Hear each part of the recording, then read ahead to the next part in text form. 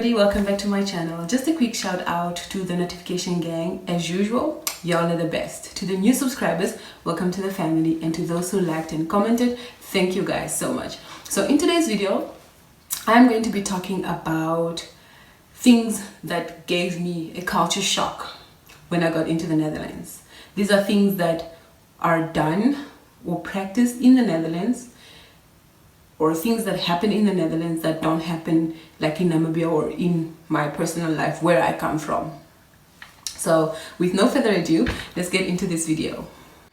So I'm gonna start off with when I got into the Netherlands. I arrived on a Sunday, and then the Thursday, my host mom gave me a €10 and said I should go into the city center to like take a walk and just go explore and check it out. So by Thursday, I only knew one route to go and come back home from like the supermarket and like a little bit further into the city, but not really.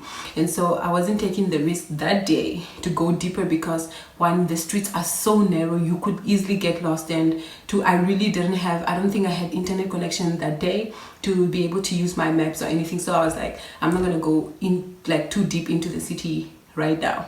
So I found a coffee shop close to the area where I was in, and I went in there and I had a pot of tea for €2, $2.99 with a brownie.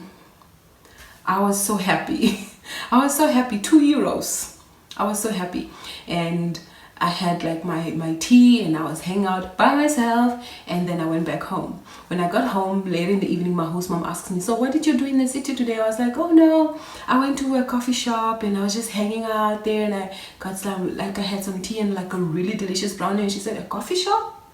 And then I said, yeah. And then she said, are you sure you went to a coffee shop? Because in the Netherlands, a coffee shop is a place where they sell weed, or a place where you can go in and just chill and like have a smoke or whatever. And then I said, oh no, I don't smoke, I don't use weed. I went to a cafe. And then she was like, yeah, you probably went to a cafe. And I was like, yeah, I went to a cafe, not a coffee shop, I'm sorry. So that's one of the things that I had to kind of like deregister or whatever in my head, because we used to say in coffee shop, oh no, I'm going to the coffee shop, or let's hang out and have like a coffee at the coffee place or stuff like that. And here coffee shops and cafes are two different things. So the next one is the one time we were hanging out and in the house somewhere, and then my host, I don't know who, either the kids or my host dad or my host mom, somebody, they were talking about something. So my host dad or somebody said, where is the puss, or the puss did that and the puss did that. And then I was like, the what? Hearing that coming from where I come from, I was just like, why are the people using such strong words? Why? And so I'm listening to the conversation and they just keep on talking about it, and I think somebody said the puss is very beautiful, and I'm just like, and then I asked, but guys, why are we talking about the puss? Whose puss are we talking about? Because back home, that word is a swear word. It's like an insult. You use that word when you're trying to insult somebody, or it's a word used for vagina in Afrikaans, or I don't know if it's Afrikaans or straattal, or like street language, sorry. So I was in shock. I was almost traumatized. I'm like, why are we using these strong words in the house? Why? And then my host dad explained that no, in the Netherlands, a cat is called a puss. And I was like, what? There is no way I can ever sit down and ever call the cat puss. Never. I can never get used to that. I don't think I ever probably got used to it as the months went by, but it's probably still very weird for me to hear them talk about it like that, because back home it's a word that they use for a body part, and it's just weird. Moving on from that, 1 meal a day. So I get into the Netherlands and we're eating the main meal at 6 o'clock already. I was in shock. 6 o'clock, supper is on the table, and I'm like, it's 6 o'clock. 6 o'clock, I'm entering my first lesson at school back home. And so they eat at 6 all the time. It doesn't matter the season, they eat at 6. If we eat it late, it's late, somebody's late, or we're just running late. We never purposely eat late in the Netherlands. So here I am from Namibia. I usually have my supper at 10 because I go to work, and then I have evening classes. When I get home, it's 9, 10 o'clock. I have to make supper. So by the time I eat, it's 10 to 11 o'clock. I'm sitting at the dinner table at 6 o'clock. By 9, I was so hungry. I felt like I was being abused. It felt like torture. There was food. I could still get more. But the idea of I had supper, I'm supposed to be full till tomorrow. Why? It was just so hard. But it's after a bit, I got used to eating at 6 o'clock. And now I'm so used to eating at I don't know if I'll ever go back to eating at 10 o'clock anymore. Like, it's, when I think about it now, it's crazy what I did to myself eating at 10. But, well, I've traveled and I've learned, I've adjusted and I've changed. So we're happy. And so 1 meal a day. They eat bread, a lot of bread. Morning and lunch is sandwiches or whatever you want to have for your breakfast and lunch. And then they only cook 1 meal a day, which is supper, which is like the most important meal for the day is supper time. They have family time that time. Everybody sits at the dinner table and we talk, how was your day? How was this? Or how is that? And yeah, so that is pretty important to the Dutch people. The next one is birthday celebrations.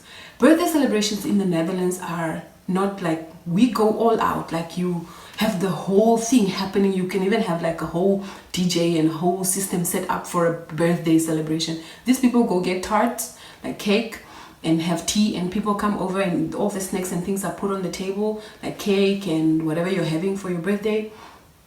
Have a cup of tea or your coffee, whatever you're drinking, and everybody just sits around, talk for whatever hours, and then they all go their ways. That is it. And then another thing with birthday celebration is that they give, like if it's my birthday, for example, and my parents are there, my grandparents are there, the neighbors are there, my best friend is there, whoever is invited would say happy birthday to me. They would say happy birthday to my parents, to everybody that is kind of like related to me in some way. They would say happy birthday to those people too. I found that really weird. Like, it's my birthday but everybody gets congratulated. Well, okay. The next one for me was a whole mind-blowing situation.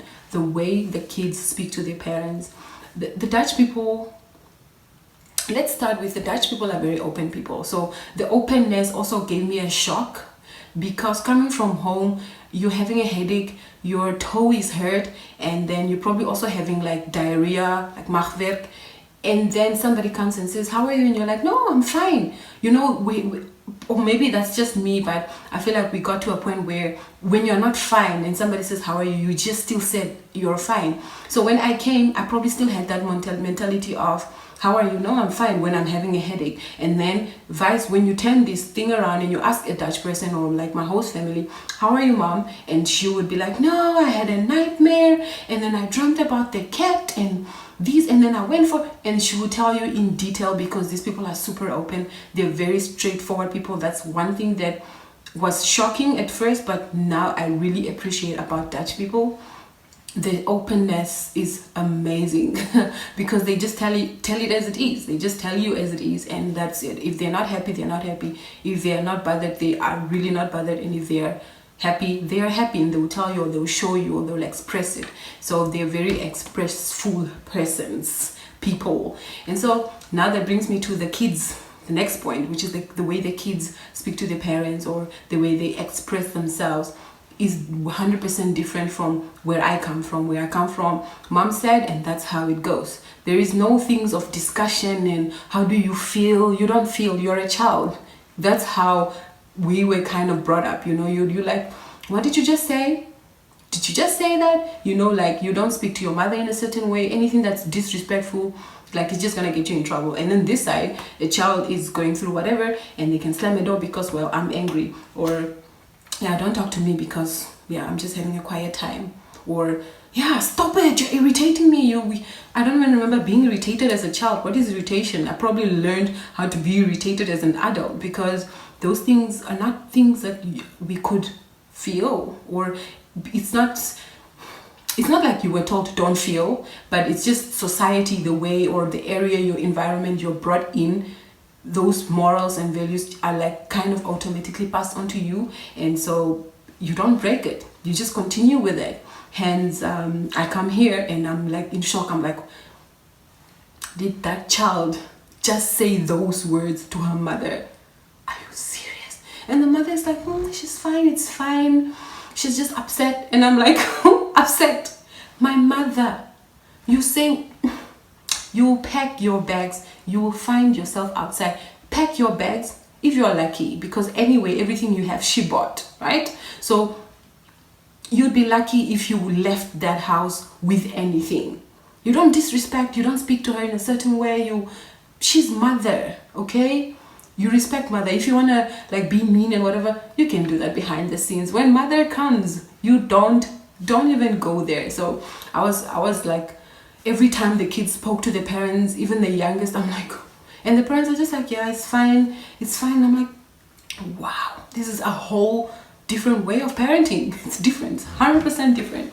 And so yeah, that was also very, for me, it was like mind-blowing to see how the kids and the parents interact with each other. And this is the last one. Dutch people, when you're meeting a Dutch person for the first time, or when you're just meeting up, whatever, they give you 3 kisses on your cheek. Coming from Namibia, like, you're lucky if you get a hug. Like, I wasn't really, it depends on their circle, right? I'm not a touchy person. I don't want to be touched. I don't want to touch you. It's fine if we can greet each other like hi or whatever a handshake could do. If I'm giving you a hug, then you are within, okay? But I wasn't really a touchy person. Then I come to the Netherlands and we're meeting people. You're meeting somebody for the first time, and the Dutch, especially the Dutch people, or the people who have gotten accustomed to the Dutch ways and they also do it, they give you 3 kisses. And now I'm meeting these people, for example, and the person, okay, so we hi, and you're like, hug, handshake, what do we do, you know, that moment. And then they go for the kisses, and you're like, okay, so you give the 1 cheek, okay, and then they come for the second one. You're like, okay, so it's maybe 2, 1, 2, and then they go for the third one. I'm like, guys, 2 is not enough, 1 is an effort. Now you want 3. But I've gotten used to it.